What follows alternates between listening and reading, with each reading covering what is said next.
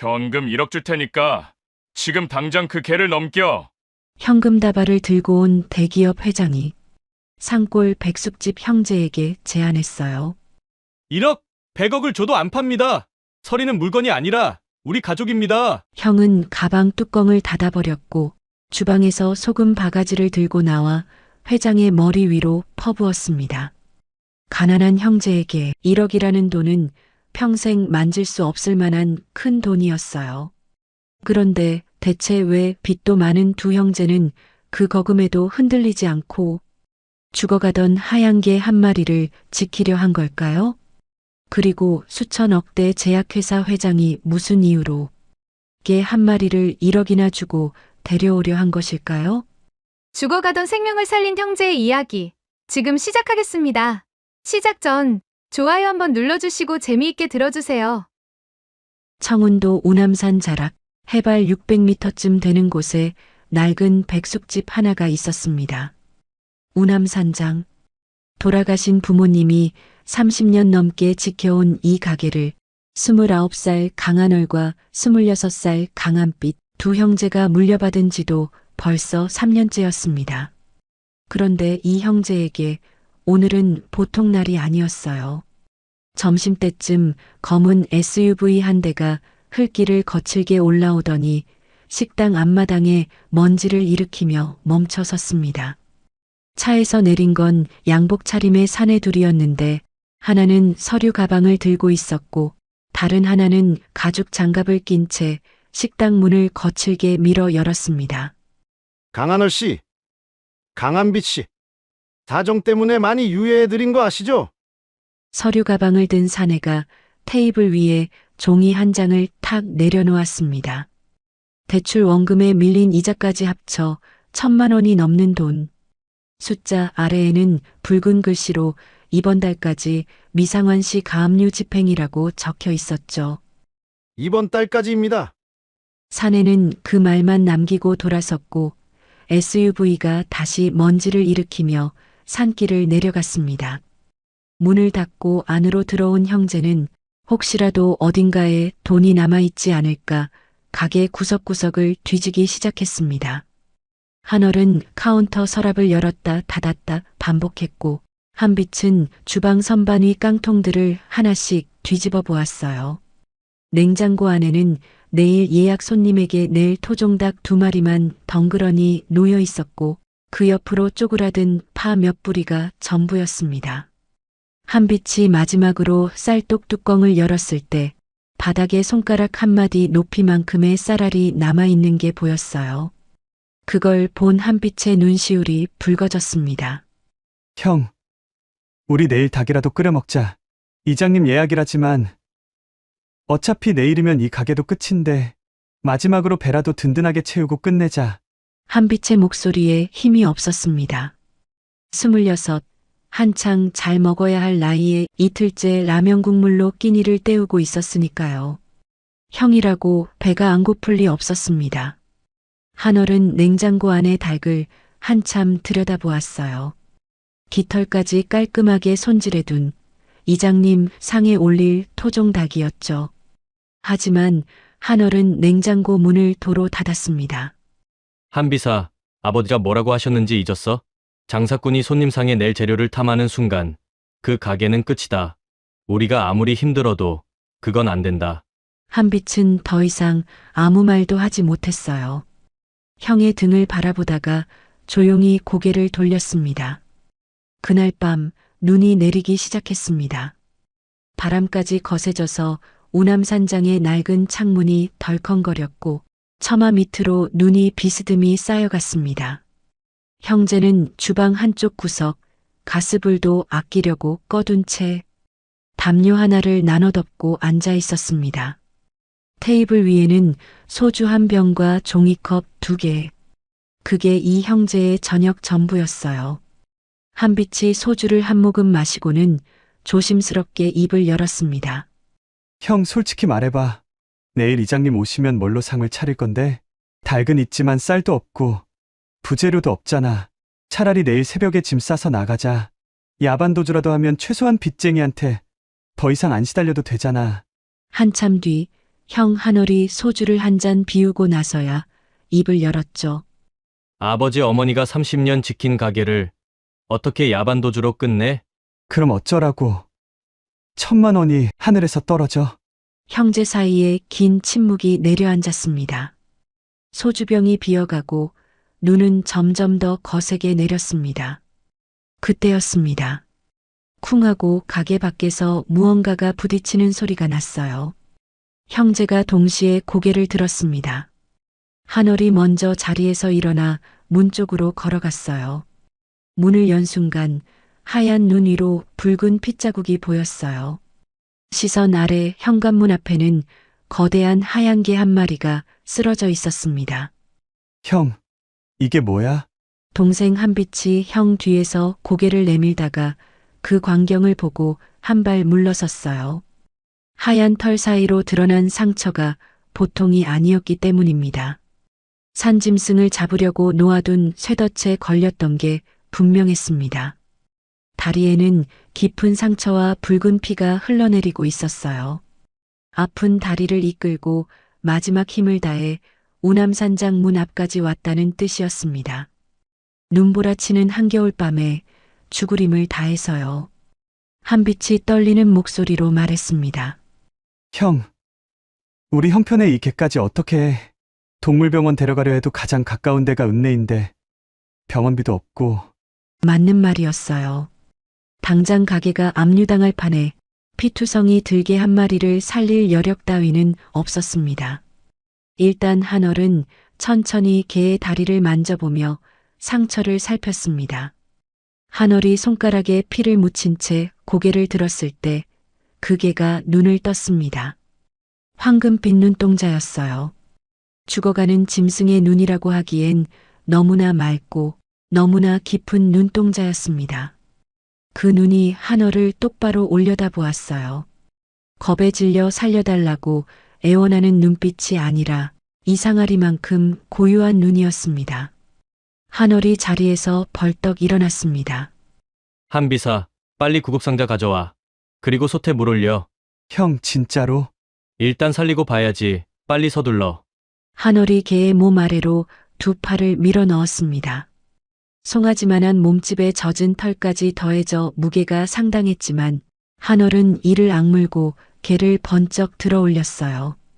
형제는 가게 한가운데 깔아둔 담요 위에 개를 눕혔습니다. 다리의 상태는 심각했어요. 쇠덫에 으깨진 살점 사이로 하얀 뼈가 보였고 상처 주변이 이미 퉁퉁 부어올라 있었습니다. 병원이 아니면 어떻게 할 수 없는 상태였지만 병원에 갈 수도 없는 밤이었습니다. 한월이 냉장고를 열었어요. 내일 이장님에게 팔아야 할 토종닭 2마리가 가지런히 놓여 있었습니다. 이 형제에게 남은 유일한 재산이자 마지막 장사 미천이었죠. 한월은 단 1초도 망설이지 않았습니다. 닭 2마리를 꺼내 큰 솥에 집어넣고 물을 부었어요.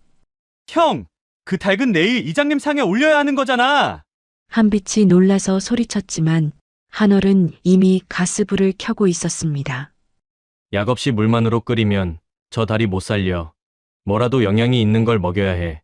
솥에서 닭이 끓기 시작하자 한월이 주방 선반 맨 윗칸으로 손을 뻗었습니다. 거기에는 갈색 한지에 쌓인 나무 상자가 하나 있었어요. 먼지가 수북이 쌓인 그 상자를 한월은 두 손으로 조심스럽게 내려놓았습니다. 한빛의 얼굴이 변했어요. 형, 그건 안 돼! 그 상자 안에는 돌아가신 어머니가 남긴 산양삼 가루가 들어 있었습니다. 어머니가 생전에 귀하디귀한 산양삼을 직접 말려 빻아둔 것으로 형제에게 이렇게 당부하셨죠. 이건 정말 귀하고 귀한 거니까 꼭 필요한 상황이 왔을 때 먹어라. 그래서 형제는 아무리 아파도 이 상자만큼은 건드리지 않았습니다. 한월이 상자를 열었습니다. 안에서 진한 삼향이 올라왔어요. 어머니가 진짜 소중히 여기시던 거잖아. 진짜 목숨이 위험할 정도일 때 꺼내라 하셨어. 한월이 담요 위에 누운 개를 내려다보았습니다. 황금빛 눈동자가 가늘게 떠서 한월을 올려다보고 있었어요. 숨이 점점 가늘어지고 있었습니다. 지금이 그 순간이야. 한얼은 산양삼 가루를 팔팔 끓는 백숙 국물 위에 통째로 쏟아부었습니다. 갈색 가루가 국물 위에 퍼지며 녹아들었고 순간 주방 안에 형언할 수 없는 깊은 향이 가득 찼어요. 한빛은 텅 빈 나무 상자를 바라보며 눈물을 삼켰습니다. 어머니의 마지막 흔적이 솥 안으로 사라지는 걸 지켜보는 건 어머니를 다시 한번 떠나보내는 것 같았으니까요. 하지만 한빛도 형을 말리지는 않았습니다. 적의 눈을 보았기 때문이에요. 죽어가면서도 이상하게 고요한 저 황금빛 눈동자를 한빛도 분명히 보았으니까요. 형제는 국물이 식을 때까지 기다렸다가 국자로 떠서 개의 입가에 조금씩 흘려 넣었습니다. 처음에는 입을 벌리지도 못하던 개가 국물이 혀끝에 닿자 미세하게 턱을 움직이며 삼키기 시작했어요. 한 국자, 두 국자. 형제는 번갈아 가며 쉬지 않고 국물을 먹였습니다. 상처에서는 여전히 피가 스며 나왔습니다. 한얼은 수건을 가져와 지혈을 하고 한빛은 늘어진 면 셔츠를 찾아와 붕대 대신 내밀었어요. 그걸로 다리를 돌돌 감아 묶었습니다. 하얀 천이 금세 붉은색으로 물들었습니다. 창밖에서는 눈보라가 계속 몰아쳤고 가게 안에서는 두 형제가 마주 앉아 개의 숨소리를 지켜보았어요. 한 명이 국물을 먹이면 다른 한 명이 지혈 상태를 확인하고 그러다 잠깐 눈이 감기면 또 다른 한 명이 깨워서 교대하는 시기였죠. 새벽 4시쯤이었을까요? 두 형제는 무거운 눈꺼풀을 이기지 못하고 그 자리에서 개의 옆구리에 손을 얹은 채 잠이 들었습니다. 그렇게 우남산장의 가장 긴 밤이 지나가고 있었습니다. 아침 햇살이 우남산장의 뿌연 유리창을 비집고 들어왔을 때 먼저 눈을 뜬 건 한빛이었습니다. 주방 바닥에 웅크려 잠들었던 한빛은 등줄기의 한기에 몸을 떨며 일어나다가 자기도 모르게 눈을 크게 떴어요. 어젯밤 개를 눕혀두었던 담요 위가 텅 비어 있었기 때문입니다. 핏자국만 얼룩져 있는 빈 담요를 보고 한빛의 머릿속에 떠오른 건 하나였죠. 밤사이 죽어서 형이 밖에 내다 놓은 거 아닐까? 그런데 바로 그때 주방 쪽에서 뭔가 사각거리는 소리가 났습니다. 고개를 돌려보니 하얀 개가 솥단지 앞에 앉아 있었습니다.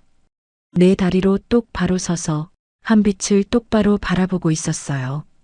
어젯밤 뼈가 드러날 만큼 으깨져 있던 다리로 멀쩡히 서 있는 모습이 도무지 믿기지 않았습니다. 텅 빈 솥단지 옆에는 국물을 하자 먹은 흔적이 남아 있었습니다. 형! 일어나봐! 한빛이 소리치자 개 옆에서 바닥에 엎드려 자고 있던 한얼이 화들짝 깨어났습니다. 한얼도 눈앞의 광경을 보고 한참 동안 아무 말도 못했어요. 어젯밤 심각해서 이제 걷지 못하는 건 아닌가 하는 걱정을 뒤로 한 채 개의 다리는 하룻밤 사이에 새살이 돋아 분홍빛 흉터만 남아 있었습니다. 천을 감아 묶어두었던 부분을 조심스럽게 풀어보니 상처가 거의 아물어 있었습니다. 하룻밤 만에요. 사람도 아니고 동물이라 해도 이건 의학적으로 설명이 되지 않는 일이었죠. 한빛이 떨리는 손으로 개의 다리를 만져보았습니다. 개는 움찔하지도 않았어요. 다만 한빛의 손길이 닿자 고개를 천천히 돌려 한빛의 얼굴을 올려다보았습니다. 황금빛 눈동자가 아침 햇살을 받아 맑게 빛나고 있었어요. 형, 이게 말이 돼? 어젯밤에 뼈가 보였잖아. 죽는다고 생각했는데 그러게 말이야. 정말 신기한 일이다. 한얼이 개 앞에 쭈그려 앉았습니다. 개는 한얼을 올려다보더니 아주 천천히 고개를 숙였어요. 꼬리를 흔드는 것도 아니고 낑낑거리며 다가오는 것도 아니었습니다. 마치 절을 하듯 이마가 바닥에 닿을 만큼 깊이 고개를 숙인 채 한참을 그 자세로 있었어요. 형제는 숨을 죽이고 그 모습을 지켜보았습니다. 살면서 걔가 이런 행동을 하는 걸 본 적이 없었어요. 형제 앞에서 고개를 깊이 숙여 사람처럼 감사의 예를 갖추는 듯한 모습을 보고 있자니 한빛의 눈시울이 다시 붉어졌습니다. 이유를 알 수 없는 뭉클함이 올라왔어요. 한월이 손을 뻗어 개의 머리를 쓰다듬었습니다. 하얀 털이 손가락 사이로 부드럽게 빠져나갔어요. 눈처럼 하얗고 눈처럼 깨끗한 털이었습니다. 간밤의 핏자국이 무색할 만큼 아침 햇살 아래에서 그 하얀 털은 거의 빛이 나는 것 같았죠. 설이라고 부르자. 한월이 불쑥 말했습니다. 뭐라고? 이름 말야. 설이 눈 오는 밤에 왔으니까 눈설을 따서 설이. 말이 끝나기가 무섭게 걔는 마치 자기 이름을 알아들은 것처럼 고개를 들어 한월을 바라보았습니다. 설이야. 배고프지? 한빛이 솥단지를 들여다보았습니다. 어젯밤 산양삼 가루까지 넣고 끓인 백숙 국물이 바닥에 조금 남아 있었고 닭뼈에 붙은 살점이 약간 있었어요. 형제는 그 남은 것을 양푼에 담아 설이 앞에 놓아주었고 자신들도 옆에 앉아 닭뼈를 발라 먹었습니다. 셋이서 나눠 먹으니 한 사람 입에 들어가는 양은 손바닥만 했지만 이상하게도 그 아침밥은 따뜻했어요. 솥단지 바닥을 긁어먹으면서 한빛이 피식 웃었고 한월도 오랜만에 입꼬리가 올라갔습니다. 설이는 양푼을 깨끗이 비운 뒤 두 형제 사이에 가만히 엎드려 눈을 감았어요. 그렇게 며칠이 지났습니다. 빚쟁이들이 다시 한번 압류서류를 들고 왔지만 형제가 내어줄 돈은 없었어요. 서류에 도장이 찍히고 가게 문에 빨간 딱지가 붙었습니다. 며칠 안에 짐을 빼라는 통보였죠. 형제는 말없이 짐을 쌌습니다. 부모님이 쓰시던 앞치마, 아버지가 손때가 묻도록 잡았던 국자, 어머니가 식당 개업할 때 걸었다는 액자. 가져갈 건 그리 많지 않았어요.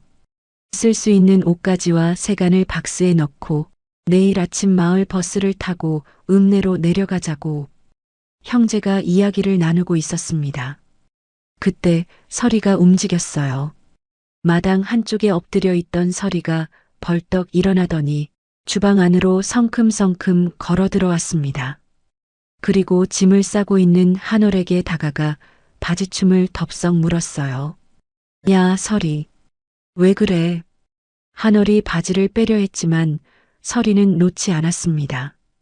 오히려 고개를 옆으로 획 돌리며 한월을 문 쪽으로 끌어당겼어요. 힘이 보통이 아니었습니다. 기적적으로 회복한 다리에 상처의 흔적은 남아 있었지만 성한개 못지않은 힘으로 한월을 질질 끌고 갔죠. 형, 설이가 왜 저래? 한빛이 따라 나왔을 때 설이는 이미 한월을 마당 밖까지 끌고 나와 있었습니다. 한월의 바지춤을 놓은 설이는 식당 뒤편 우남산으로 올라가는 오솔길 입구에 서서 형제를 돌아보았어요. 그 황금빛 눈동자가 형제에게 따라오라는 듯 번쩍였습니다. 저 산으로 가자는 건가? 한월과 한빛이 눈을 마주쳤습니다. 설이가 향하고 있는 방향은 마을 사람들이 절대 가지 않는 뒷산이었어요. 우남산 뒤편의 깎아지른 절벽지대, 마을에서는 금지된 절벽이라고 불리는 곳이었죠. 험한 바위와 가시덤불이 뒤엉켜 있어 사람이 발을 디딜 수 없고 예전에 약초꾼 한 명이 올라갔다가 실종된 뒤로는 아예 출입이 금지된 곳이었습니다. 설이가 그 길목에 서서 형제를 깊은 눈으로 가만히 바라보고 있었습니다. 한월이 먼저 발을 뗐어요. 가보자. 형, 거기 위험하다고. 저 녀석이 우리한테 해가 될 짓은 안 할 것 같다. 한월 자신도 왜 그런 확신이 드는지 설명할 수 없었습니다. 다만 사흘 전밤 죽어가면서도 자신을 고요히 올려다보던 그 황금빛 눈을 떠올렸을 때 이유 없는 믿음 같은 것이 가슴속에서 올라왔어요. 저 눈을 가진 녀석이 우리를 위험한 곳으로 데려갈 리 없다는 근거 없지만 흔들리지 않는 믿음이었습니다. 형제가 뒤를 따르자 서리가 앞장서서 산길을 오르기 시작했습니다. 눈이 녹지 않은 비탈길을 지나 사람의 발자국이라고는 찾아볼 수 없는 숲을 속으로 점점 깊이 들어갔어요. 서리의 걸음은 빨랐습니다. 눈 덮인 산비탈을 오르는데도 발이 빠지거나 미끄러지는 법이 없었어요. 하얀 털이 하얀 눈 위를 스쳐 지나가는 모습은 마치 눈밭 위로 바람 한 줄기가 흘러가는 것 같았죠. 반면 형제는 허벅지까지 빠지는 눈을 헤치며 간신히 뒤를 따르고 있었습니다. 형, 진짜 괜찮은 거 맞아? 여기서부터는 나도 처음 가보는 길이야. 한빛이 숨을 헐떡이며 물었지만 한얼은 앞서가는 서리의 등만 바라보며 묵묵히 발을 옮겼어요. 마을에서 금지된 절벽이라 부르는 지대가 가까워질수록 길은 점점 사라졌습니다. 사람이 다닌 흔적은 아예 없었고 팔뚝만 한가시던 불이 앞을 가로막았어요. 보통이라면 여기서 돌아섰을 겁니다. 낯이 없으면 한 발짝도 나아갈 수 없는 가시 숲이었으니까요. 그런데 서리가 멈추지 않았습니다. 서리는 가시덤불 앞에 서더니 몸을 낮춰 앞발로 덤불 밑동을 힘껏 누르기 시작했어요. 한 번, 두 번.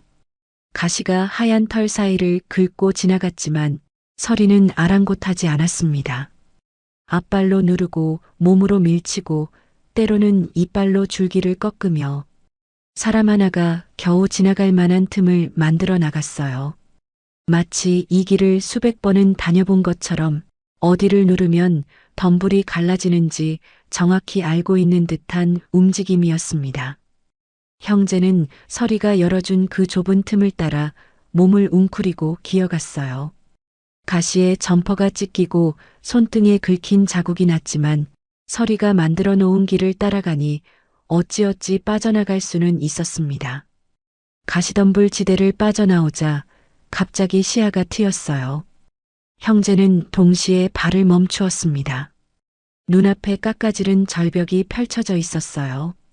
발 아래는 수백 미터 아래 계곡이 보이는 낭떠러지였고 절벽 가장자리를 따라 바위들이 울퉁불퉁 솟아 있었습니다. 사람이 서 있기만 해도 아찔한 곳이었죠.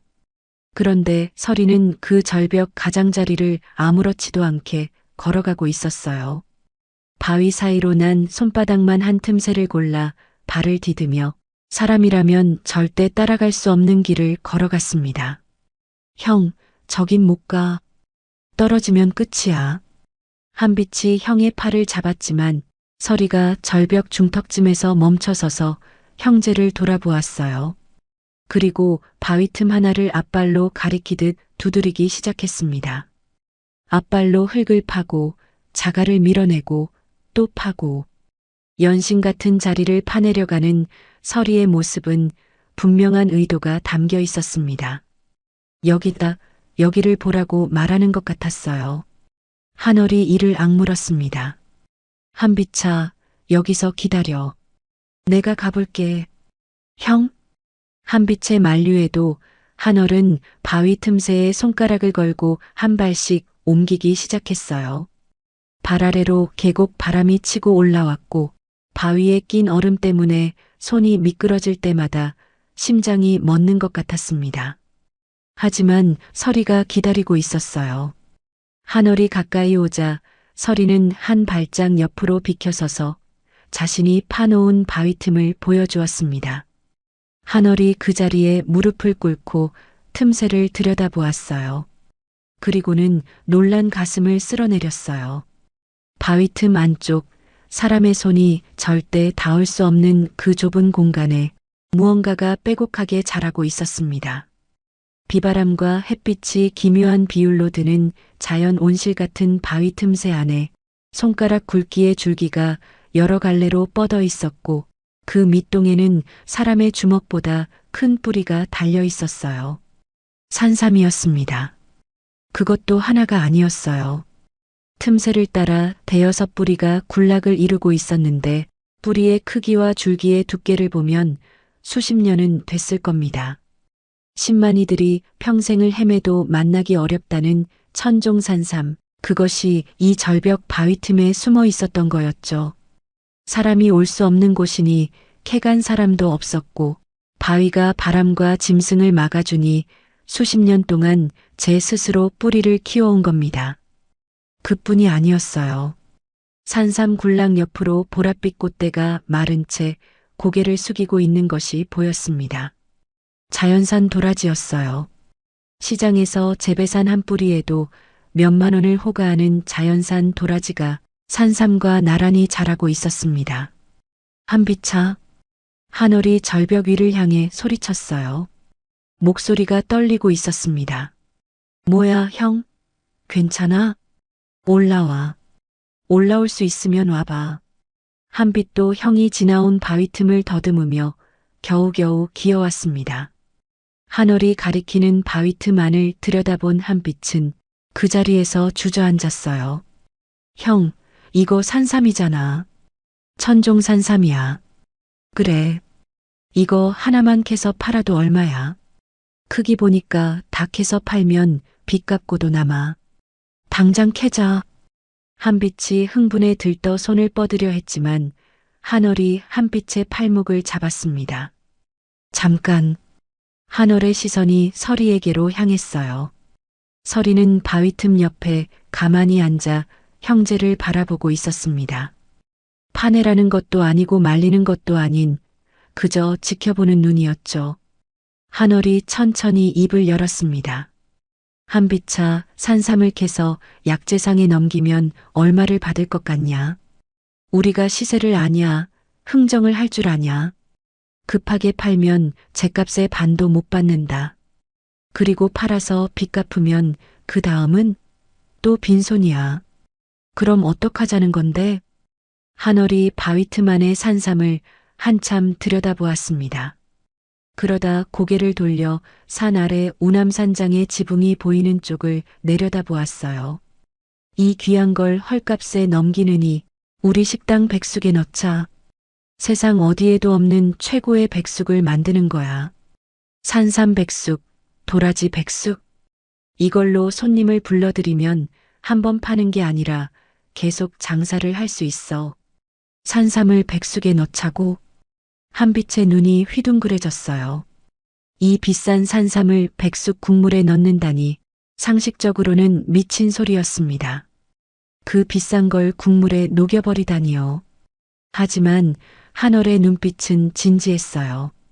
아버지 어머니가 30년 동안 백숙 하나로 이 산골에서 버티셨어. 우리도 백숙으로 승부를 보는 거야. 이번에는 서리가 찾아준 이 약초로 어디에서도 흉내낼 수 없는 국물을 만드는 거지. 한빛은 바위 틈 안의 산삼을 다시 내려다보았습니다. 그리고 바위 옆에 조용히 앉아있는 서리를 보았어요. 서리의 황금빛 눈이 한빛과 마주쳤을 때 한빛은 이상하게도 형의 말이 맞다는 느낌이 들었습니다. 이유는 설명할 수 없었지만 서리가 이 약초를 보여준 건 팔아서 돈을 만들라는 뜻이 아니었다는 걸 그 눈을 보는 순간 알 수 있었어요. 알았어, 형. 형 말대로 하자. 형제는 조심스럽게 산삼 몇 뿌리와 도라지를 캐냈습니다. 굴락 전체를 뽑지 않고 다시 자라날 수 있도록 두억에 남겨두었어요. 산을 내려오는 길, 서리가 다시 앞장서서 가시덤불 사이로 길을 열었고 형제는 품 안에 산삼과 도라지를 소중히 안은 채 뒤를 따랐습니다. 우남산장에 도착했을 때는 이미 해가 기울고 있었어요. 형제는 그날 저녁 빨간 딱지가 붙은 가게 주방에서 솥에 물을 올렸습니다. 남은 재료라고는 쌀독 바닥에 쌀알 몇 줌과 서리가 찾아준 약초뿐이었어요. 한월이 산삼 뿌리를 얇게 썰어 솥에 넣고 한빛이 도라지를 깨끗이 씻어 함께 넣었습니다. 물이 끓기 시작하자 주방 안에 이상한 향기가 퍼졌어요. 어머니의 산양삼 가루를 넣었을 때와는 또 다른 맑고 깊은 향이었습니다. 그 향이 주방 문틈을 빠져나가 마당으로, 마당을 넘어 산길로 산길을 타고 산 아래 마을까지 바람을 따라 퍼져나가기 시작했어요. 서리는 주방 문턱에 턱을 괴고 엎드린 채 솥에서 올라오는 김을 바라보고 있었습니다. 그 황금빛 눈에 비친 하얀 김이 마치 작은 구름처럼 피어올랐다가 사라지기를 반복하고 있었죠. 그 향기는 참 이상했습니다. 우남산장 솥에서 피어오른 김이 문틈을 빠져나간 건 전날 밤이었는데 다음날 아침이 되자 산 아래 마을 어귀까지 어디선가 맑은 약재향이 감돌고 있었어요.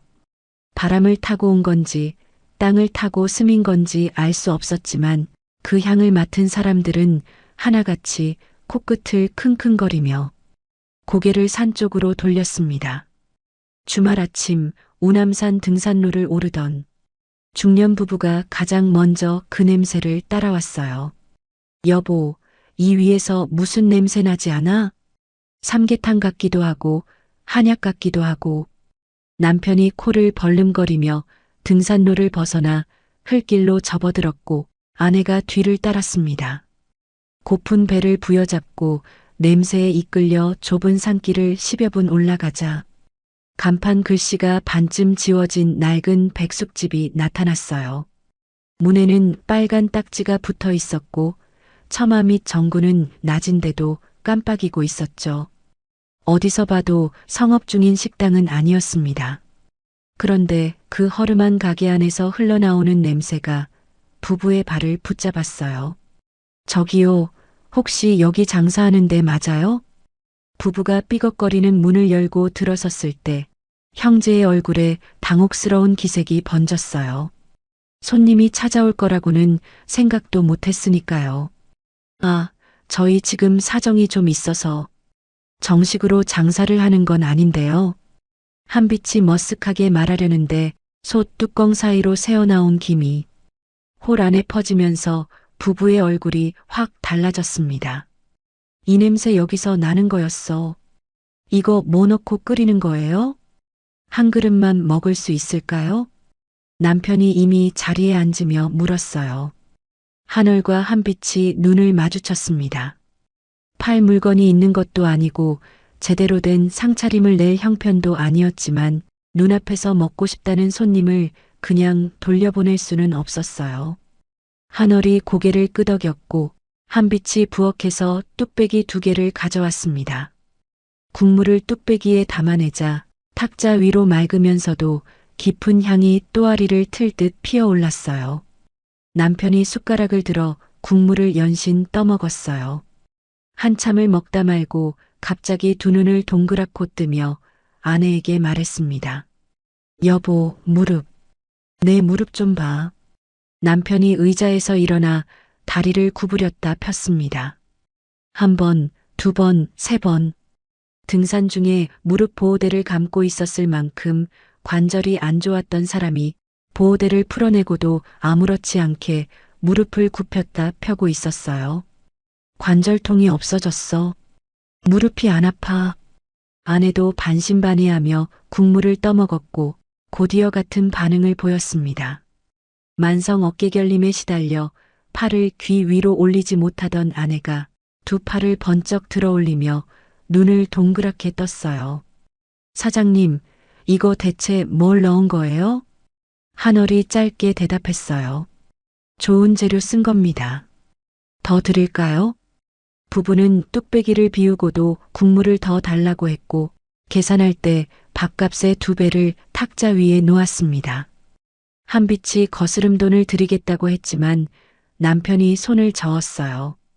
이건 밥값이 아니라 병원비를 아낀 감사 표시야. 다음에 또 올게요. 부부는 등산로를 내려가면서 만나는 사람마다 붙잡고 이야기했습니다. 산 위에 백숙집이 있는데 국물을 먹으면 아픈 곳이 낫는다고요. 그날 오후 등산객 서너 팀이 더 올라왔습니다. 그 다음 날은 10팀이 넘었어요. 소문은 입에서 입으로 번지다가 누군가가 뚝배기 사진과 함께 우남산의 보약 백숙집 발견이라고 올린 게시글이 퍼지기 시작하면서 걷잡을 수 없이 커졌습니다. 국물 한 술에 무릎이 펴졌다. 10년 묵은 두통이 사라졌다. 먹고 나니 10년은 젊어진 기분이다. 후기가 후기를 낳고 그 후기가 또 다른 사람들의 발길을 끌어올렸어요. 빨간 딱지가 붙어있던 우남산장에 매일 아침 줄이 섰습니다. 형제는 정신없이 솥을 돌렸어요. 한얼은 새벽부터 육수를 끓이고 한빛은 홀을 뛰어다니며 상을 차렸습니다.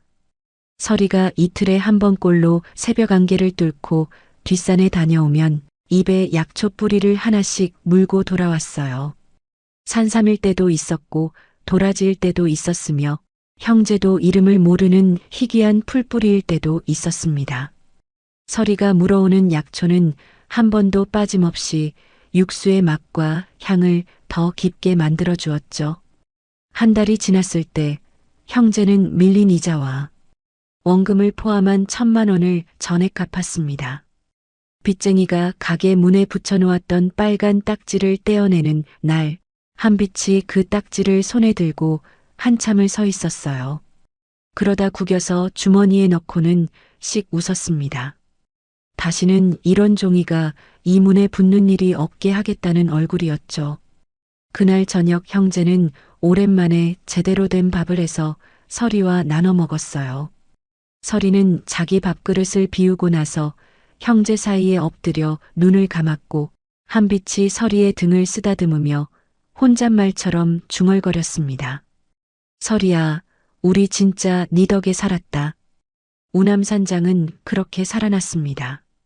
파리만 날리던 산골 백숙집이 먹으면 10년 젊어지는 보약 백숙집이라는 별명을 얻었고 주말에는 산 아래 마을 입구까지 차가 줄을 설 정도였어요. 형제의 얼굴에서 굶주림과 절망의 그림자가 걷히고 웃음꽃이 피기 시작한 것도 바로 이 무렵이었습니다. 그런데 좋은 소문이라는 건 좋은 사람만 듣는 게 아니었어요. 어느 평일 오후 점심 장사가 끝나고 한가해진 시간이었습니다. 홀에 손님이 한두 팀 남아 있었을 때 식당 앞마당에 검은색 세단 한 대가 소리 없이 미끄러져 들어왔어요. 뒷좌석에서 내린 사내는 50대 후반쯤으로 보였는데 캐시미어 코트에 가죽 구두를 신고 있었어요. 만석 바이오의 천만석 회장이었습니다. 물론 형제는 이 사람이 누구인지 알 리가 없었어요. 그저 옷차림이 산골 식당과 어울리지 않는 손님이 왔구나 싶었을 뿐이죠. 천 회장은 요즘 몸 상태가 좋지 않았습니다. 신약 개발에 사활을 걸고 있었지만 결과는 번번이 실패했고 그 스트레스가 고질병인 편두통을 더욱 악화시키고 있었어요. 관자놀이 안쪽에서 못이 박히는 것 같은 통증이 하루에도 서너 번씩 찾아왔고 어떤 진통제를 먹어도 한두 시간이면 다시 시작되었습니다. 의사는 과도한 스트레스가 원인이라며 휴식을 권했지만 천만석이라는 사람은 쉬는 법을 모르는 사람이었어요. 이번에도 스트레스를 풀겠다며 산 좋은 곳을 찾다가 우남산까지 올라왔는데 수행원이 검색해서 찾아낸 게 이 백숙집이었습니다. 보약 백숙이라는 후기를 보고 코웃음을 쳤지만 마침 점심때가 되었으니 들러보자는 가벼운 마음이었죠. 뭐가 맛있소? 천 회장이 자리에 앉으며 퉁명스럽게 물었고 한빛이 메뉴판을 건넸습니다. 메뉴는 딱 하나, 약초 백숙이었어요. 이게 전부야? 네, 저희는 백숙 하나만 합니다. 천 회장은 시큰둥한 얼굴로 백숙을 시켰습니다. 뚝배기가 탁자에 올라왔을 때 천 회장의 콧잔등이 먼저 움찔했습니다. 뚝배기에서 피어오르는 향이 예사롭지 않았기 때문입니다. 무심하게 숟가락을 들어 국물을 한술 떠넣은 순간 천 회장의 두 눈이 천천히 커졌습니다. 국물이 목을 넘어가자마자 관자놀이 안쪽에서 못을 박던 그 통증이 스르르 풀리기 시작했어요. 진통제를 3알을 먹어도 가시지 않던 편두통이 국물 한 술에 실타래가 풀리듯 사라지고 있었습니다. 천 회장은 숟가락을 내려놓고 자기 관자놀이를 손으로 눌러보았어요. 아프지 않았습니다. 한술 더 떠먹었습니다. 머리가 더 맑아졌어요. 시야가 선명해지고 어깨의 뻣뻣함까지 풀리는 것 같았습니다. 천 회장의 눈빛이 달라졌습니다. 숟가락을 든 손이 멈추고 뚝배기 안의 국물을 한참 들여다보았어요. 천 회장은 남은 국물을 한 방울도 남기지 않고 비워냈습니다. 그리고 수행원을 불러 귓속말로 한마디 했어요. 이 국물에 뭐가 들어갔는지 알아내. 천 회장은 그날 우남산장을 나서면서 계산대 앞에서 일부러 발걸음을 멈추었습니다. 사장, 이 국물이 보통이 아닌데 비법이 뭐요? 한월이 싱크대에서 손을 닦으며 돌아보았어요. 좋은 재료 쓴 겁니다. 한월이 짧게 대답했어요. 좋은 재료라. 그 좋은 재료가 뭔지 물어보는 거요. 산에서 나는 것들입니다. 한월의 대답은 정중했지만 더 이상 입을 열 생각이 없다는 뜻이 분명했어요. 한빛도 형 옆에 서서 어색한 미소만 짓고 있었죠. 허허, 영업비밀이라 이거지. 알았어, 알았어. 세단이 흘길을 내려가는 걸 지켜보던 한빛이 형에게 물었어요. 형, 저 사람 좀 이상하지 않아?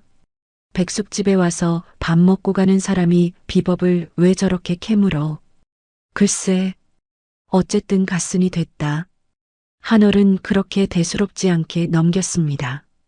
하지만 천 회장의 세단은 산 아래 마을 초입에 있는 작은 여관 앞에 멈추었습니다. 수행원이 방 2개를 잡았고 천 회장은 여관방에 코트를 벗어걸며 창밖에 우남산을 올려다보았어요. 저 국물에 뭔가 있어. 내가 20년 동안 편두통에 시달렸는데 어떤 명의도 어떤 약도 못 고친 걸. 국물 한 술이 잡아버렸단 말이야. 보통 약재가 아니야. 천 회장은 여관에 머물기로 했습니다. 다음 날부터 천 회장의 움직임은 은밀해졌습니다. 수행원 하나는 매일 식당 근처 등산로에서 서성이며 우남산장 주변을 살폈고 천 회장 본인은 낮에는 여관에 머물다가 저녁이면 마을 안쪽으로 내려갔어요. 목적지는 마을 노인회관이었습니다. 산골 마을의 노인회관이라는 곳은 어르신들이 모여 화투를 치고 막걸리를 마시며 하루를 보내는 사랑방 같은 곳이었어요. 모르는 사람이 갑자기 나타나면 경계할 법도 한데 천 회장은 그 방법을 잘 알고 있었습니다. 어르신들, 제가 등산 왔다가 이 마을 인심이 좋아서 며칠 더 묵고 있는 사람입니다. 소소하지만 성의를 좀 가져왔습니다. 천 회장이 내민 건 고급 양주 2병이었어요. 산골 마을에서는 명절에나 볼 수 있는 것이었죠. 어르신들의 표정이 환해졌고 자리가 마련되었습니다. 천 회장은 자연스럽게 화투판 옆에 앉아 잔을 돌리며 이야기를 섞기 시작했어요. 그런데 산 위에 백숙집이 하나 있던데 요즘 장사가 잘 되나 보더라고요. 우남산장? 아이고, 거기가 요새 난리야. 죽어가던 가게가 갑자기 부활한 거라. 한 어르신이 양주잔을 기울이며 말문을 열었어요. 거기 형제가 참 불쌍했거든. 부모 여의고 빚더미에 눌려 살았는데 몇 달 전부터 갑자기 손님이 미어터지기 시작한 거야. 뭐가 달라진 거예요? 어르신이 목소리를 낮추었어요. 양주가 2잔 더 돌고 나니 입이 더 가벼워졌습니다. 겨울에 그 형제가 개 한 마리를 주었거든. 하얀 개. 크기가 송아지만 한 놈인데 눈이 금빛이래. 동네 사람들이 처음 보는 종자야. 근데 그 개가 온 뒤로 식당이 살아난 거야. 개가 온 뒤로요? 그러니까 말이지. 소문이 그래. 그 하얀 개가 새벽마다 산에 올라갔다가 뭔가를 입에 물고 내려온다는 거야. 풀뿌리 같은 거. 그걸 형제가 국물에 넣고 끓이는 거 아니냐는 말이 돌아. 천 회장의 양주잔을 든 손이 멈추었습니다. 얼굴에는 여전히 부드러운 미소를 띠고 있었지만 눈빛이 완전히 달라져 있었어요. 하얀 개가 약초를 물어온다. 재미있는 이야기네요. 이야기가 아니라 진짜라니까. 새벽에 산에 올라가는 사람들이 몇 번이나 봤대.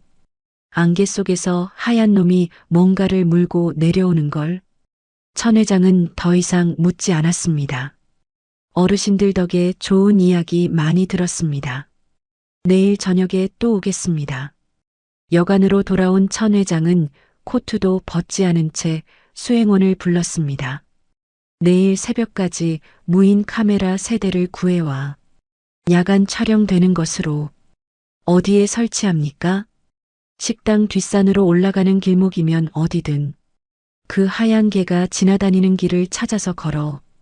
수행원은 다음날 새벽 우남산장 뒤편 산길 3곳에 손바닥만 한 무인 카메라를 나뭇가지 사이에 묶어두었습니다. 배터리와 야간 적외선 기능까지 갖춘 것이었죠. 형제는 물론 설이도 그 작은 기계의 존재를 알아차리지 못했어요. 이틀 뒤 수행원이 카메라를 회수해 와서 영상을 천 회장의 노트북으로 옮겼습니다. 천 회장은 여관방 책상에 앉아 영상을 재생했어요. 화면에는 새벽 4시 무렵 안개가 자욱한 산길이 찍혀 있었습니다. 하얀 개 한 마리가 안개 속에서 걸어 나오고 있었습니다.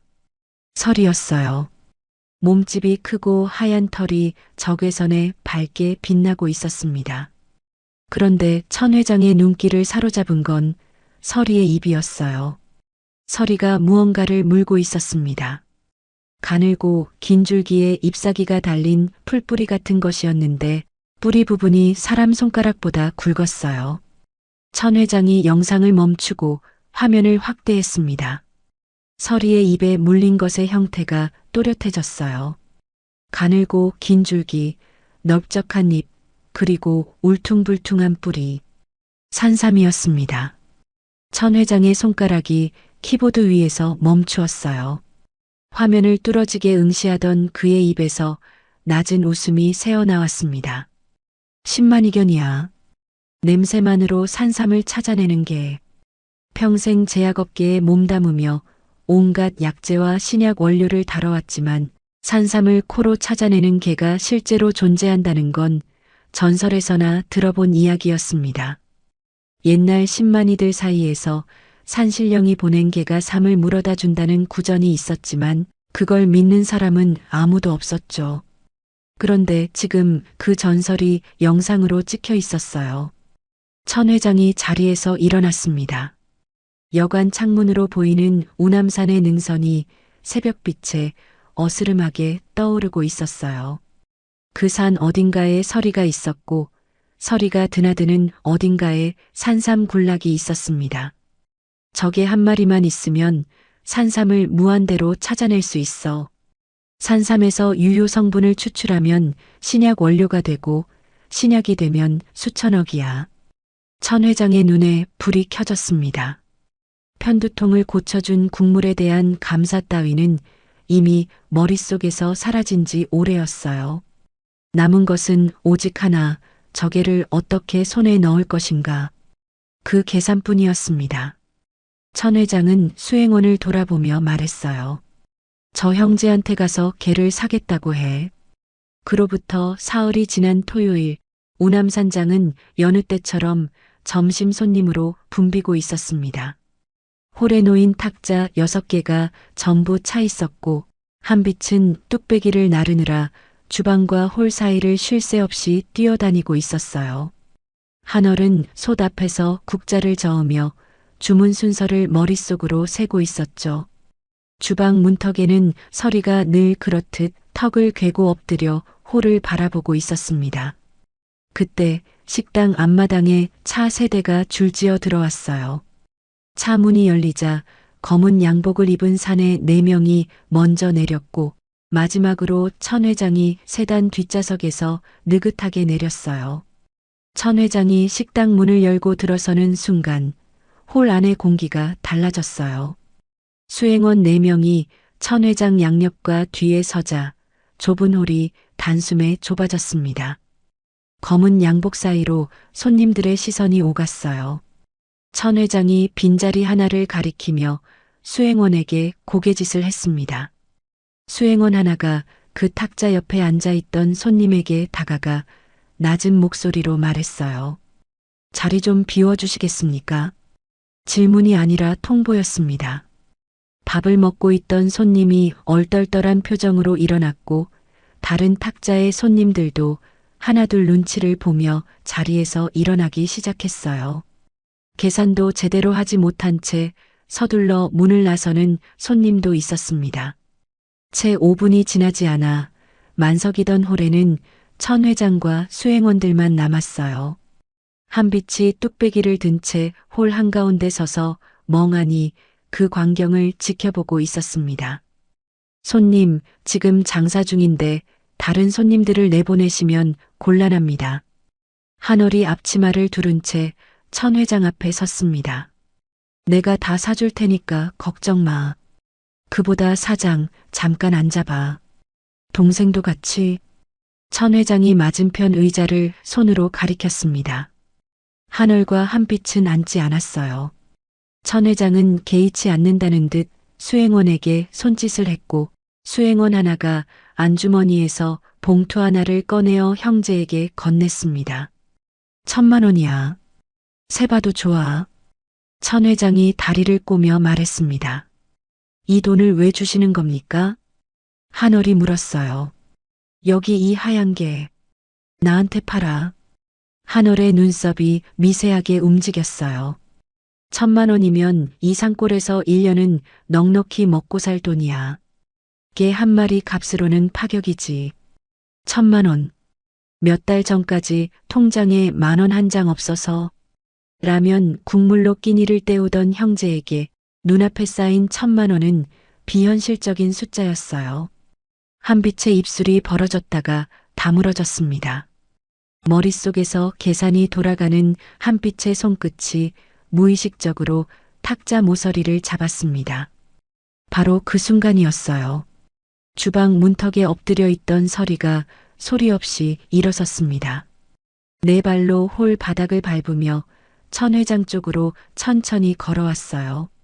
서리가 천 회장의 탁자 앞에 멈춰 섰습니다. 그리고 이빨을 드러냈어요. 으르렁거리는 소리도 없었습니다. 짖지도 않았어요. 다만 윗입술이 천천히 말려 올라가며 송곳니가 드러났고 그 황금빛 눈동자가 천 회장의 얼굴을 정면으로 응시하고 있었습니다. 개가 짖지도 으르렁거리지도 않으면서 이빨만 드러내는 모습은 오히려 소리를 내는 것보다 훨씬 더 섬뜩했어요. 천 회장의 등이 의자 등받이에 닿도록 뒤로 밀렸습니다. 수행원 하나가 서리를 향해 손을 뻗으려 했지만 서리의 눈이 그 수행원에게로 옮겨가자 손이 그대로 공중에서 멈추었어요. 황금빛 눈에 담긴 것이 무엇인지 사람의 말로는 설명할 수 없었지만 그 눈과 마주친 수행원의 얼굴에서 핏기가 빠졌습니다. 한월이 한 발 앞으로 나왔어요. 서리의 등을 한번 쓰다듬은 뒤 천 회장을 내려다보며 입을 열었습니다. 서리는 물건이 아닙니다. 우리 가족입니다. 돈을 가져가십시오. 천 회장의 얼굴에서 미소가 사라졌어요. 잠시 침묵이 흘렀습니다. 방금 전까지의 여유로운 미소 대신 자존심에 금이 간 사람의 눈이었죠. 촌놈들이 주제를 모르는군. 천 회장이 낮은 목소리로 내뱉었어요. 1,000,000원짜리 제안을 개 한 마리 때문에 걷어차다니 세상 물정을 모르는 것도 정도가 있어야지. 천 회장이 가방을 수행원에게 건네며 식당 문 쪽으로 걸어갔어요. 문고리를 잡고 돌아서며 형제를 한 번 더 바라보았습니다. 다시 올 테니 생각 잘해놔. 그 한마디를 남기고 천 회장이 문을 나섰습니다. 형, 1,000,000원이었어. 한빛의 목소리에 후회가 담긴 건 아니었어요. 다만 방금 일어난 일이 현실인지 확인하려는 듯한 떨림이 있었습니다. 한월은 대답 대신 서리 앞에 쭈그려 앉아 서리의 머리를 두 손으로 감싸쥐었습니다. 서리는 드러냈던 이빨을 거두고 형의 손바닥에 주둥이를 묻었어요.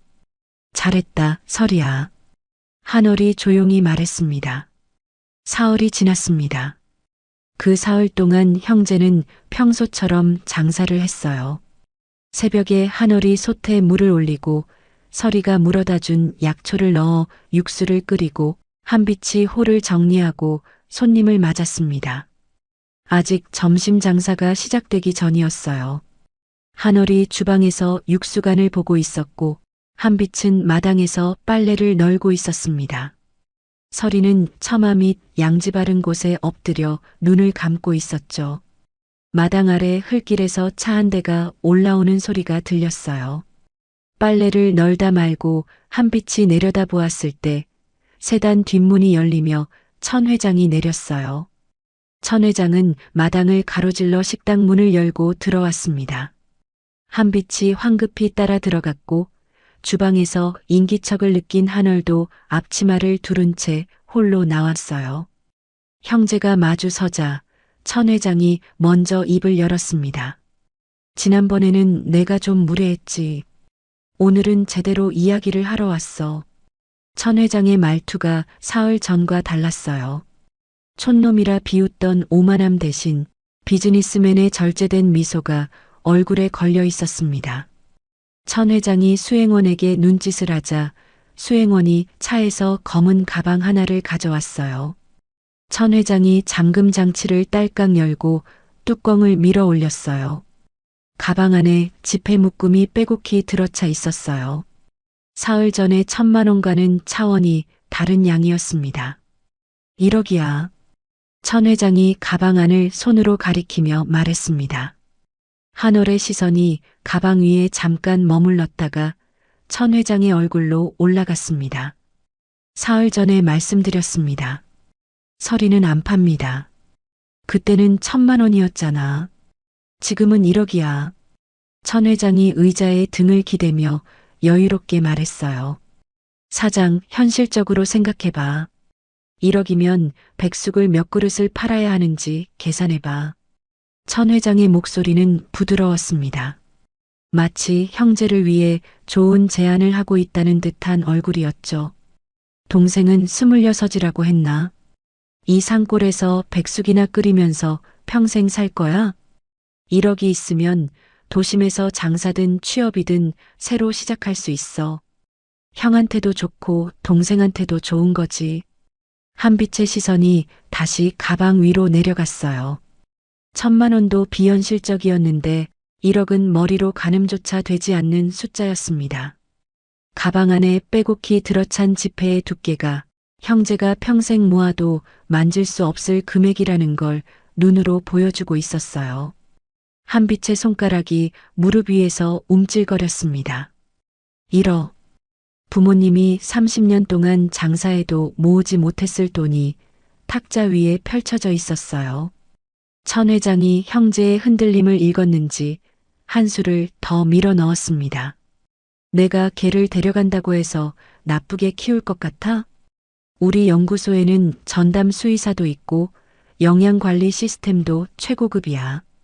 지금 이 산골에서 사는 것보다 훨씬 좋은 환경에서 지내게 해줄 수 있어. 좋은 환경? 전담 수의사. 천 회장의 말은 한마디 한마디가 계산되어 있었어요. 형제끼리 상의할 시간이 필요할 거 아냐? 내가 잠깐 밖에 나가 있을 테니 천천히 생각해봐. 천 회장은 자리에서 일어나며 너그러운 미소까지 지어 보였어요. 가방은 열어둔 채 탁자 위에 놓아두고 천 회장과 수행원은 식당 밖으로 나갔습니다. 홀에 형제만 남았어요. 한빛이 조심스럽게 입을 열었습니다. 형, 1억이야. 전담 수의사도 있다고 하잖아. 서리한테 나쁘지 않을 수도. 한빛아. 한월이 동생을 보았어요. 뭐라고 대답하려는데 주방에서 국이 끓는 소리가 났습니다. 아까 올려둔 육수가 넘칠 것 같았어요. 잠깐 불 줄이고 올게.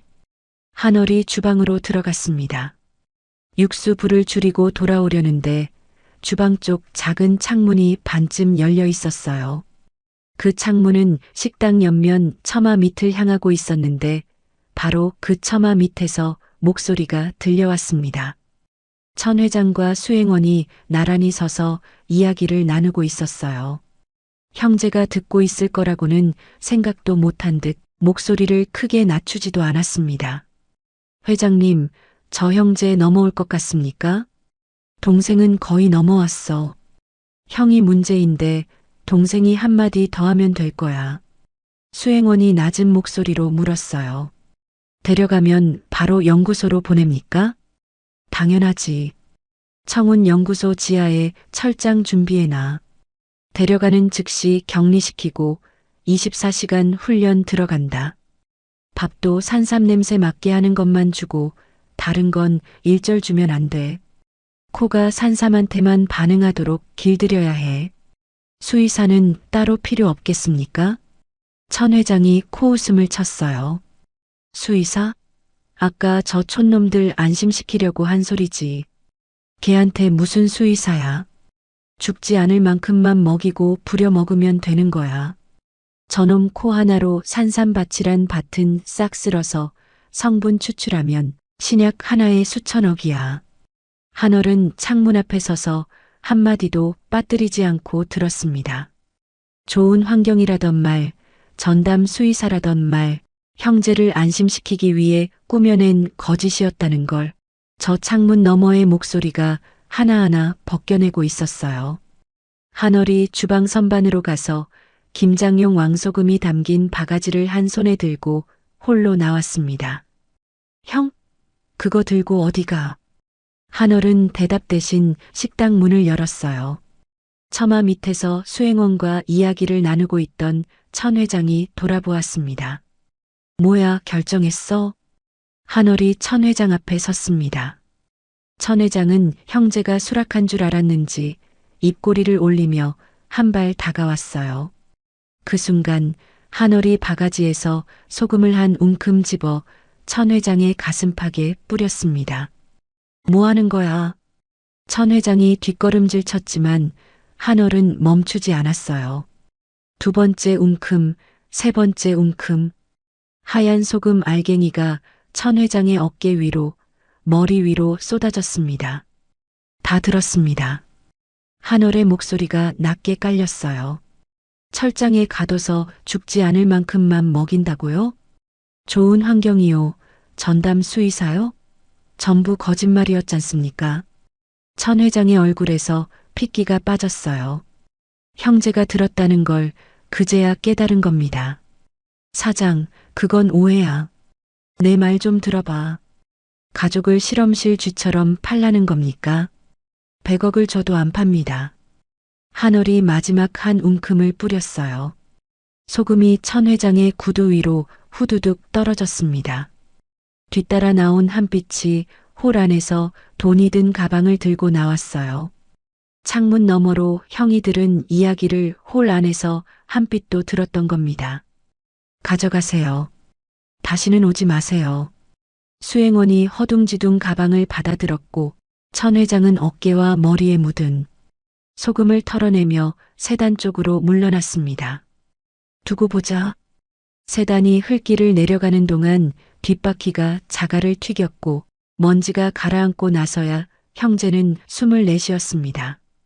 마당 한쪽 처마 밑에서 서리가 일어나 형제에게로 걸어왔어요.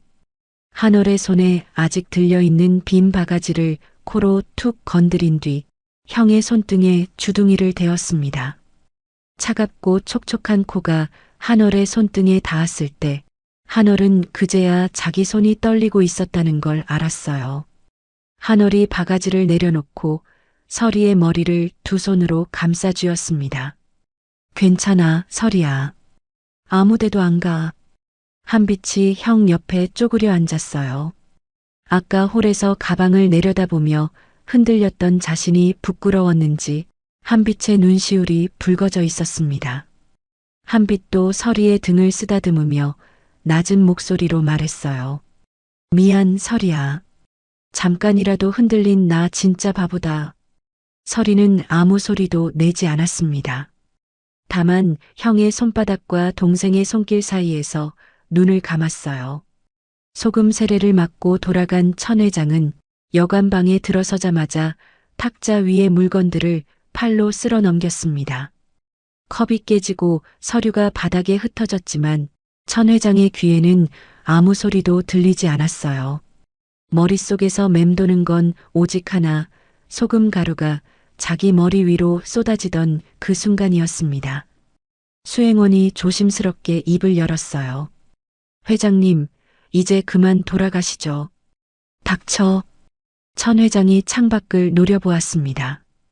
여관창 너머로 우남산의 능선이 어둑하게 보이고 있었어요. 개를 못 사? 좋아. 그러면 개가 가는 곳을 알아내면 되지. 천 회장이 돌아섰을 때 그의 눈에는 모욕당한 자의 분노와 사업가의 계산이 동시에 번뜩이고 있었습니다.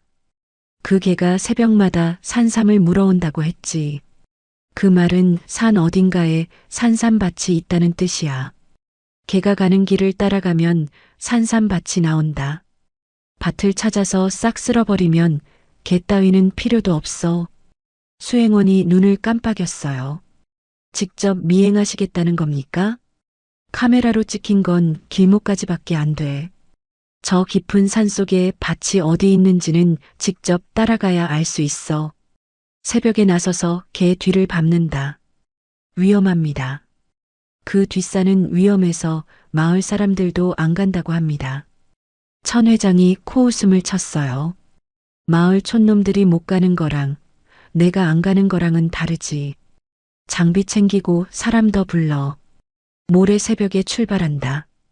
이틀 뒤 새벽 4시 우남산장 아래 흙길에서 400m쯤 떨어진 숲을 속에 천 회장과 수행원 3명이 웅크리고 있었습니다. 검은 등산복에 헤드랜턴을 끈 채 입김조차 손으로 가리며 숨을 죽이고 있었어요. 천 회장의 시선은 우남산장에 열린 마당을 향하고 있었어요. 새벽 4시가 조금 지나자 식당 옆문이 소리 없이 열리더니 하얀 형체가 마당으로 미끄러져 나왔습니다. 설이었어요. 어둠 속에서도 하얀 털이 희미하게 빛나고 있었습니다. 설이는 마당을 가로질러 뒷산 쪽 오솔길로 향했어요. 움직인다. 출발하자. 천 회장이 낮게 속삭였고 일행이 수풀에서 몸을 일으켰습니다. 천 회장 일행은 어둠 속에서 서리의 뒤를 밟기 시작했어요. 헤드랜턴을 켜지 못하니 발밑이 보이지 않았고 나뭇가지를 밟을 때마다 바스락 소리가 났습니다. 그때마다 일행은 숨을 멈추고 이가 돌아보지 않는 것을 확인한 뒤에야 다시 발을 뗐어요. 그런데 서리는 이미 알고 있었습니다.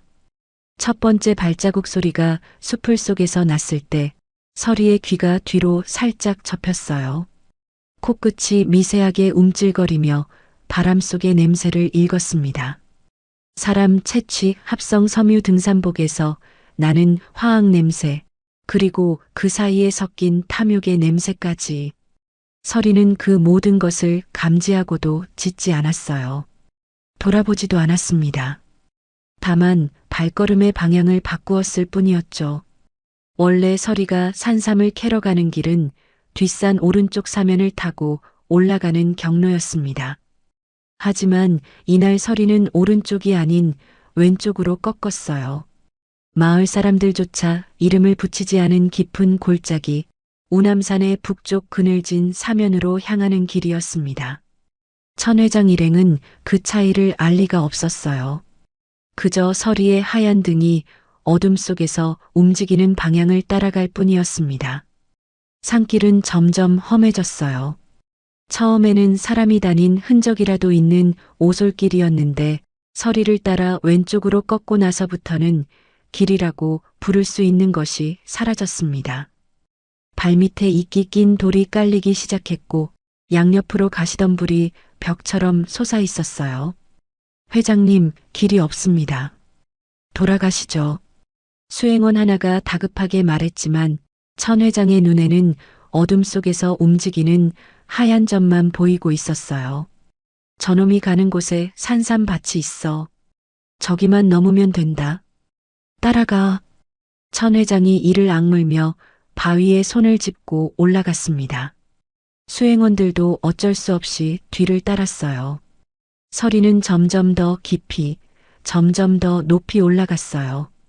골짜기 안쪽으로 들어갈수록 나무들이 빽빽해져서 달빛조차 들어오지 않았고 발밑의 땅은 축축한 이끼와 썩은 낙엽으로 질척거렸습니다.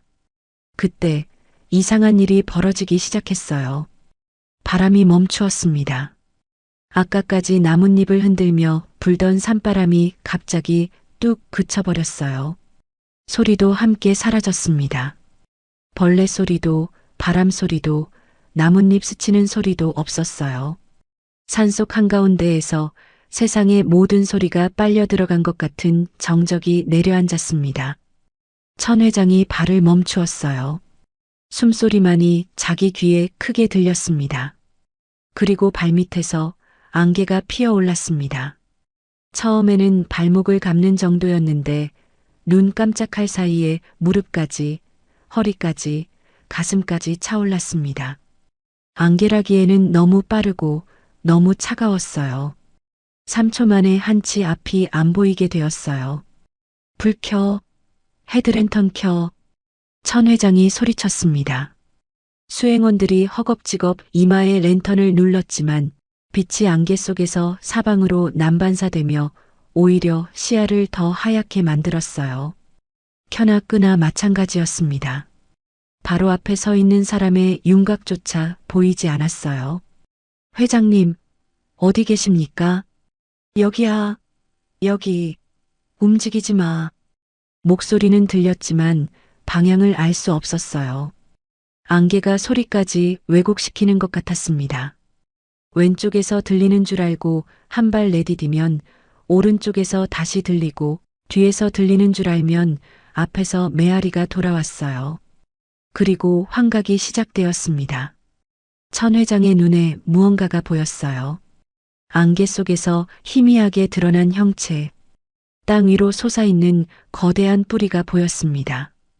사람 팔뚝보다 굵고 줄기가 천 회장의 키만큼 뻗어있는 산삼이었어요. 그것도 하나가 아니라 사방에 무더기로 자라고 있었습니다. 찾았다. 여기 있었어. 천 회장이 안개 속에서 달려갔어요. 무릎을 꿇고 거대한 뿌리를 두 손으로 움켜쥐었습니다. 그런데 손에 잡힌 것은 산삼이 아니었어요. 고개를 숙여 자세히 보니 천 회장이 껴안고 있던 것은 반쯤 썩어 곰팡이가 핀 나무 뿌리였어요. 천 회장은 비명을 지르며 뿌리를 내던졌지만 고개를 들자 또다시 거대한 산삼이 안개 속에서 흔들리고 있었어요. 달려가면 썩은 나무 뿌리, 돌아서면 또 산삼, 손을 뻗으면 또 곰팡이. 천 회장은 안개 속에서 같은 행동을 반복하며 점점 깊은 곳으로 빨려 들어갔습니다. 수행원들에게는 더 끔찍한 것이 보이고 있었어요. 안개 속에서 하얀 형체가 나타났습니다. 처음에는 서리일 거라고 생각했어요. 그런데 그 하얀 것이 점점 커지기 시작했습니다. 송아지만 하던 크기가 말만해지고 말만 하던 크기가 집채만해졌어요. 안개 사이로 드러난 것은 개가 아니었습니다. 황금빛으로 이글거리는 두 눈에 머리통만 한 이빨을 드러낸 호랑이였어요. 하얀 털에 황금빛 눈, 서리의 모습을 한 거대한 상군이 안개 속에서 수행원들을 내려다보고 있었습니다. 수행원 하나가 비명을 질렀어요. 나머지 둘도 동시에 뒤를 돌아 달리기 시작했습니다. 그런데 아무리 달려도 같은 곳이었습니다.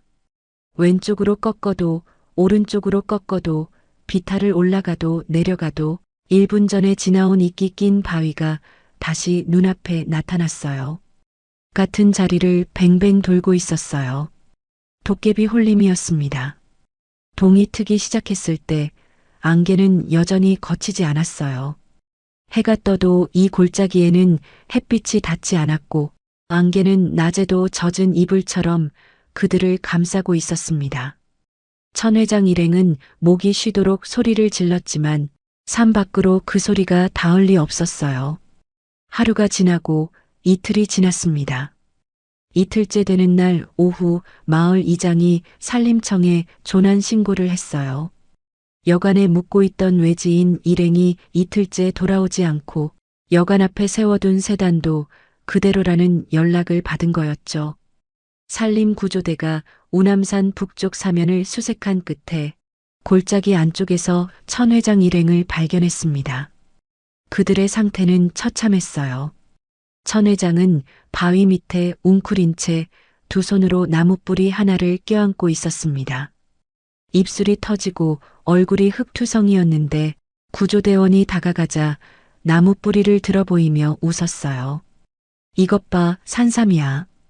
내가 찾았다고. 수천억짜리야, 수천억. 그것은 반쯤 썩은 참나무 뿌리였습니다. 가시덤불에 걸렸던 수행원은 온몸에 수십 군데 찔린 상처가 골마 있었습니다. 나머지 한 명은 바위 밑에서 무릎을 껴안고 앉아 호랑이가 온다, 호랑이가 온다를 계속 중얼거리고 있었어요. 천 회장 일행은 들것에 실려 산에서 내려왔어요. 산 아래에서 기다리고 있던 건 구급차만이 아니었습니다. 천 회장이 이틀간 연락이 두절된 사이 만석 바이오의 내부에서 일이 터졌어요. 회장의 부재를 틈타 내부 감사팀이 눌러두었던 고발장을 검찰에 접수했고 검찰이 즉시 압수수색에 들어간 겁니다. 신약 임상 데이터 조작, 약재 원산지 허위 표기, 하청업체 납품 비리까지 줄줄이 쏟아져 나왔어요.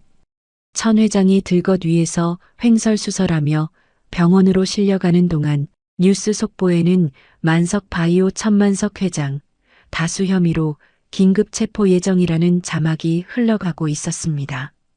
산에서 내려온 천 회장은 병원 침대에 묶인 채 썩은 나무 뿌리를 산삼이라 우기며 웃다 울다를 반복했어요. 의사는 극심한 스트레스와 탈진, 그리고 원인을 알 수 없는 환각 증세라고 진단했습니다. 산에 올라가 산삼을 훔치려 했던 사내는 산삼 한 뿌리 얻지 못한 채 모든 것을 잃었어요. 돈도 회사도 명예도 그리고 온전한 정신까지. 그날 새벽 우남산장 마당에서 서리가 돌아왔습니다. 형제는 서리가 밤새 돌아오지 않아 잠을 이루지 못하고 있었어요. 마당 문을 열어놓고 처마 밑에서 기다리고 있던 한빛이 먼저 서리를 발견했습니다. 서리는 새벽 안개를 뚫고 오솔길에서 나타나 마당을 가로질러 걸어왔어요. 털에 이슬이 맺혀 있었지만 다친 곳은 없었습니다. 입에 아무것도 물고 있지 않았어요.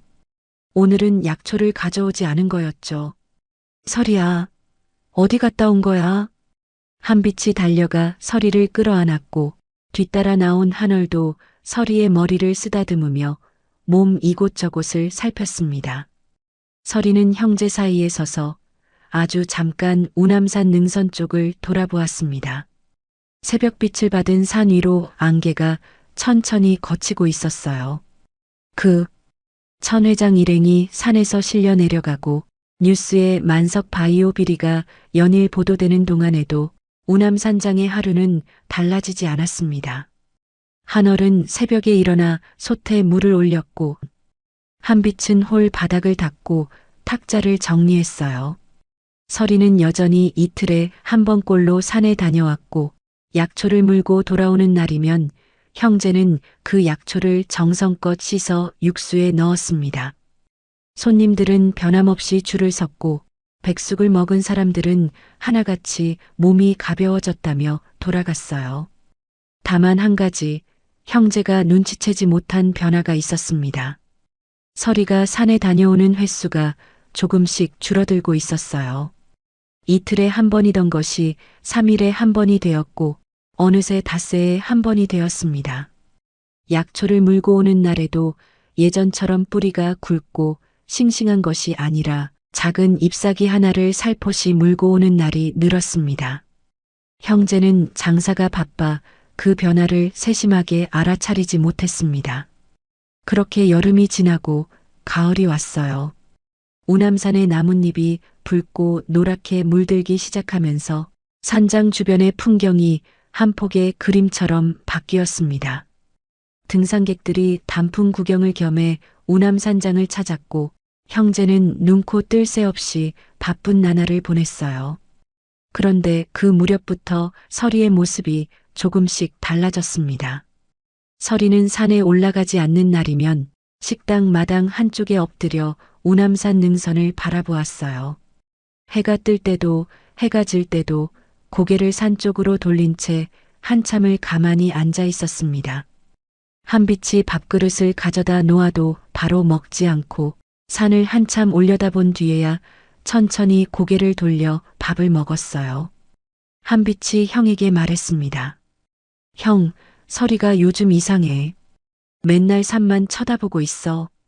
한얼은 한빛의 말에 솥을 저으던 손을 멈추었지만 이내 고개를 저었어요. 산에서 온 녀석이니까 산이 좋은 거겠지. 한얼은 그렇게 대답했지만 사실 형도 느끼고 있었습니다. 서리의 눈빛이 예전과 다르다는 걸요. 처음 왔을 때의 그 고요하고 깊던 황금빛 눈동자가 요즘은 어딘가 먼 곳을 향하고 있다는 걸요. 늦가을에 보름달이 뜨는 밤이었습니다. 그날 저녁은 이상하리만큼 고요했어요. 바람이 없었고 벌레 소리도 잦아들었습니다. 달이 우남산 능선 위로 떠오르면서 마당 위에 푸르스름한 빛을 쏟아내고 있었어요. 보름달이 유난히 크고 밝은 밤이었습니다.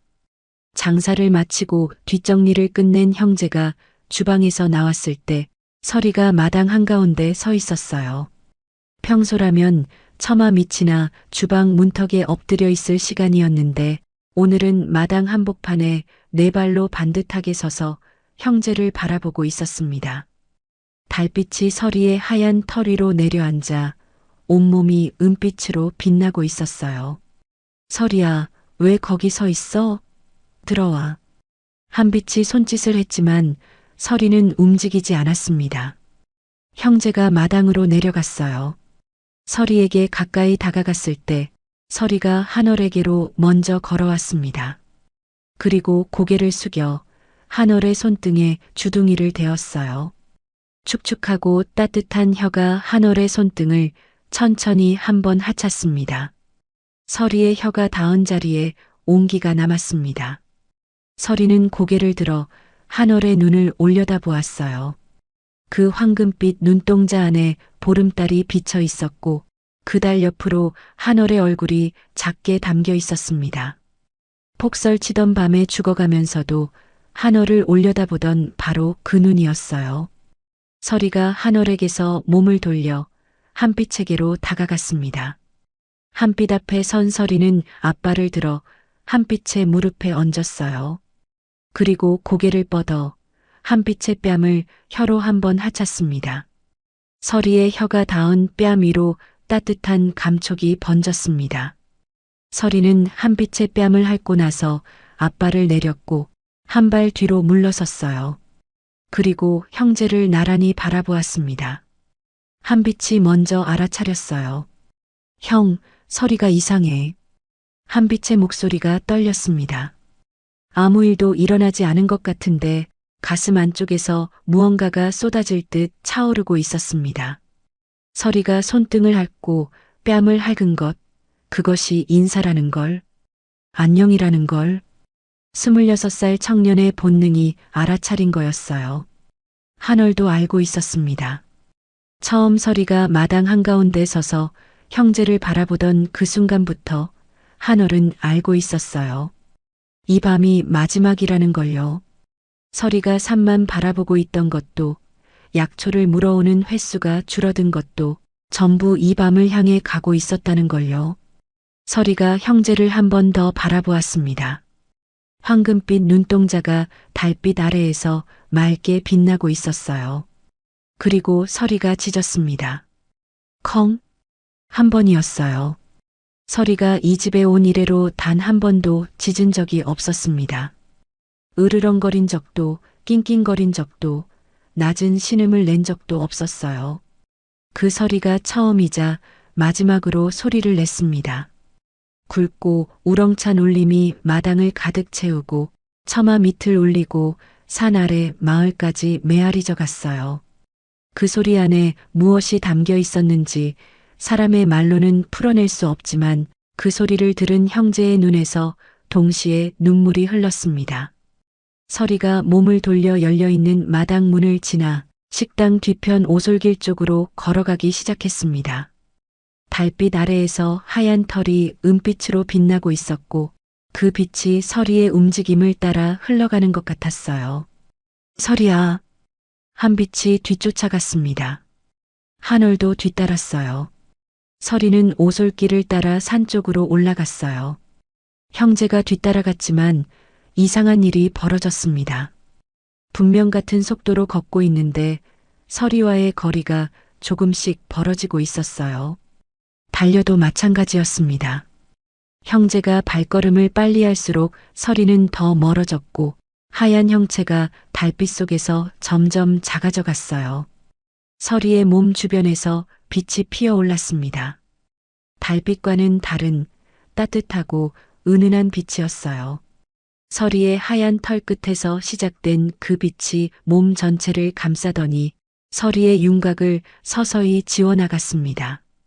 오솔길 위에 찍혀있던 발자국이 빛 속으로 녹아들었고 하얀 털의 경계가 흐려지며 빛과 하나가 되어갔어요.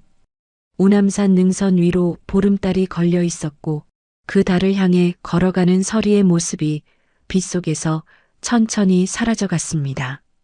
한빛이 멈추었어요. 더 이상 쫓아갈 수 없었습니다. 하늘도 한빛의 옆에 서서 산 위를 올려다보았어요. 빛이 마지막으로 한번 환하게 번졌다가 달빛 속으로 스며들 듯 사라졌습니다. 마당에서부터 오솔길을 따라 올라온 서리의 발자국이 흙 위에 남아 있었어요.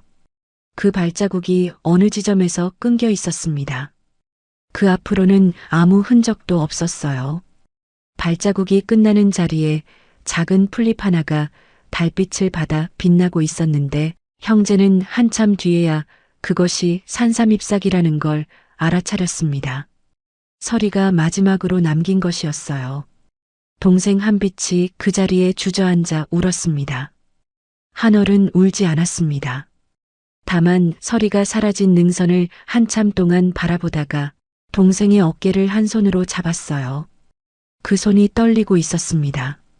형제는 오솔길 위에 나란히 앉아 보름달이 기울 때까지 산을 바라보았습니다. 그날 밤 서리의 밥그릇은 처마 밑에 그대로 놓여 있었습니다. 그로부터 10년이 흘렀어요. 우남산장은 청운도에서 가장 유명한 식당이 되었습니다. 형제는 큰 부자가 되었지만 가게를 크게 늘리지 않았어요. 여전히 같은 자리, 같은 솥, 같은 백숙 하나로 장사를 했습니다. 다만 형제 모두 눈이 오는 날이면 가게 문을 열어놓고 마당을 한참 동안 내다보는 버릇이 생겼어요. 가게 홀 안쪽 벽에는 액자 하나가 걸려 있었어요. 한빛이 직접 그린 그림이었는데 달빛 아래 산 능선을 걸어가는 하얀 개 한 마리가 그려져 있었습니다. 그림 속 개의 눈은 황금빛으로 칠해져 있었고 그 눈이 마치 살아있는 것처럼 가게 안을 바라보고 있었죠. 손님들이 그 그림에 대해 물으면 한빛은 언제나 같은 대답을 했어요. 저희 가족이에요. 그리고 폭설이 내리는 날이면 우남산 등산로에서 이상한 이야기가 돌았습니다. 폭설로 길을 잃은 등산객이 조난당할 뻔했는데 어디선가 나타난 커다란 하얀 개가 앞장서서 안전한 길로 안내해 주었다는 이야기였어요. 개는 짖지도 않고 등산객이 안전한 곳에 도착하자 눈 속으로 사라졌다고 했습니다. 처음에는 한두 사람의 목격담이었지만 해가 갈수록 같은 이야기를 하는 사람이 늘어갔어요. 눈보라 속에서 하얀 개를 보았다는 사람, 안개 낀 산길에서 황금빛 눈과 마주쳤다는 사람, 길을 잃었을 때 어디선가 나타나 앞장서더니 호련히 사라졌다는 사람. 이야기는 사람의 입에서 입으로 전해지며 어느새 하나의 전설이 되었습니다. 우남산에 산신령이 보낸 하얀 개가 있다고요. 눈 오는 밤 길을 잃은 착한 사람에게만 나타나 길을 열어준다고요. 어느 겨울날 한월이 마당에 쌓인 눈 위에서 발을 멈추었습니다. 처마 밑 서리의 낡은 밥그릇 옆 하얀 눈 위에 발자국이 찍혀 있었어요. 크고 또렷한 개의 발자국이었습니다. 발자국은 마당을 가로질러 오솔길 쪽으로 이어져 있었고 산으로 올라가는 어느 지점에서 끊겨 있었어요. 한월은 한참 동안 그 발자국을 내려다보았습니다. 그리고 아주 작은 목소리로 말했어요. 잘 지내고 있구나. 그 밤 우남산 능선 위로 보름달이 떠올랐고 산 어딘가에서 굵고 우렁찬 울음소리가 한번 울려 퍼졌습니다. 마을 사람들은 산짐승 소리라고 했지만 한월은 알고 있었어요. 그건 서리의 목소리였습니다. 오늘도 봄날 인생을 찾아주신 여러분, 정말 감사합니다. 오늘 이야기도 재미있게 들으셨나요? 소리와 한월, 한빛 형제에게 하고 싶은 말씀을 댓글로 남겨주세요. 시청해주셔서 감사합니다. 여기는 봄날 인생입니다.